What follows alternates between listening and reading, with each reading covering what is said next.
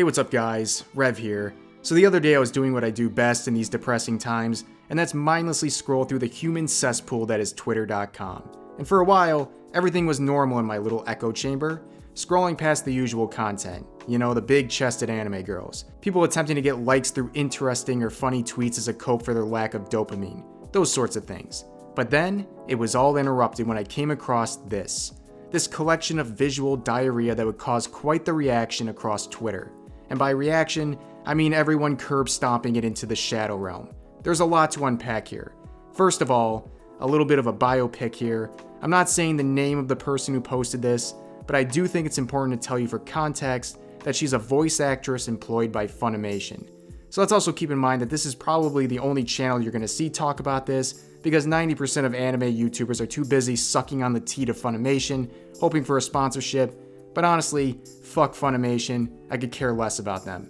Now I don't know why, but every time you see a post that looks like a light novel, there's a good chance it's going to be awful. But we begin with the actual tweet itself, which states, "If you're pirating anime, please stop.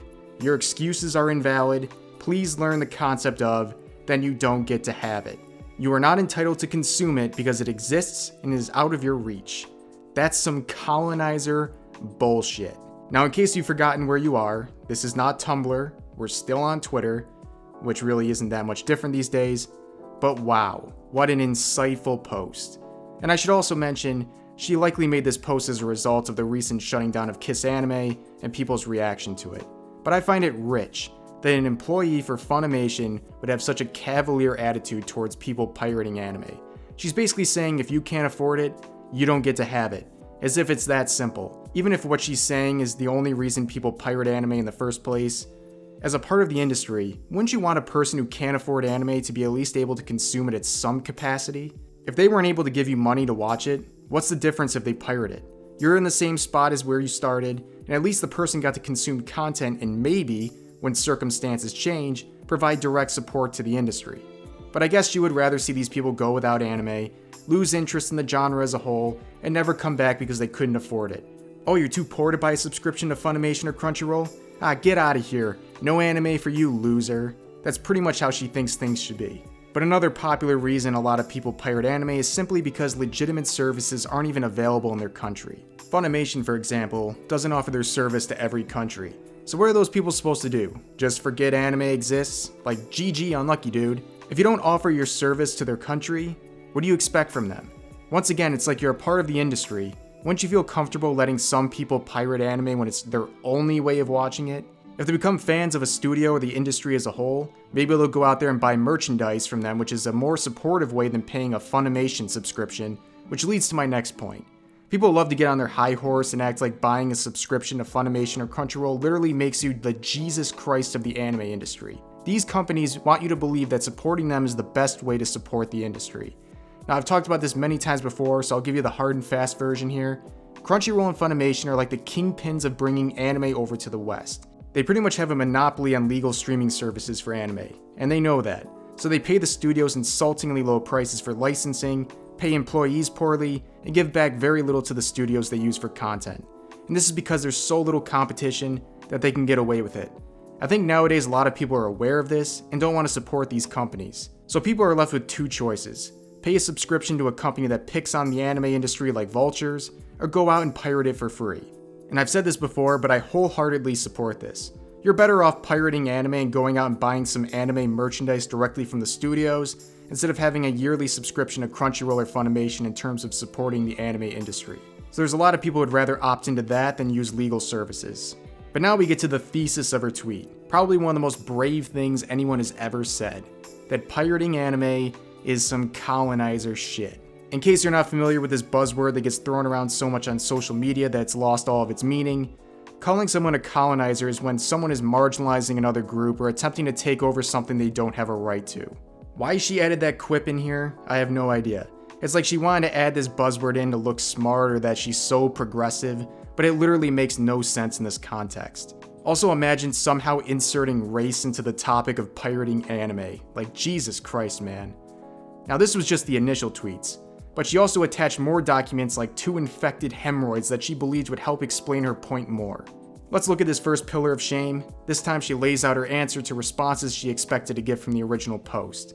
The first one we already talked about, and you get the point. The second one, like, oh, you wanted to watch that old anime?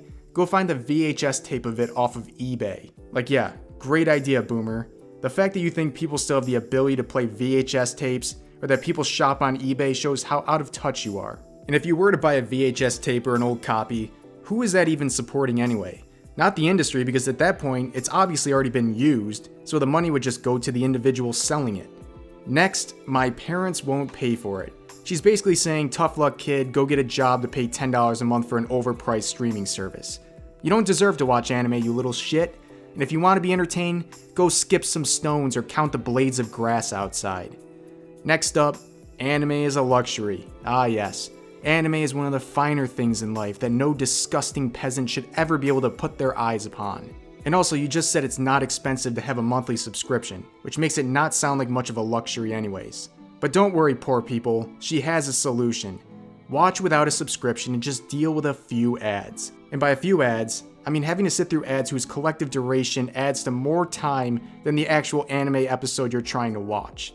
Try watching one of the legal streaming services without a subscription. It's literal torture.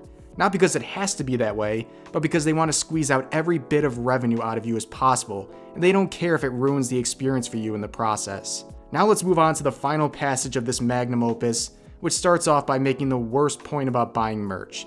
These things are not mutually exclusive. It's not a package deal. I can buy a Yankee hat without having to buy season tickets. Getting access to an anime, what she is referring to is buying a subscription to somewhere like Funimation, grants you access to all the treasures and merch that come with it. A win-win, she would like you to think. But it's pretty obvious that doesn't do much for the studio responsible for its creation, as I stated earlier. And also, not everyone can spend money on monthly subscriptions and buy merchandise. And if you can only afford one, merch is the most supportive option. And now we end on a perfect final note. I mean, this literally has nothing to do with anything, but she had to insert the whole localization of anime dubs. Which, in case you aren't familiar, Funimation loves to change dialogue and insert political messages into their dubs, even when it wasn't even intended by the original source material. But it's no surprise to see this forced in here, because Funimation is very sensitive about being criticized for turning characters in anime into an opportunity to force their political views onto its consumers. However, we've reached the conclusion of this manga, and how was it received, you ask? It got ratioed into hell. People calling out how bad it is, you get the point.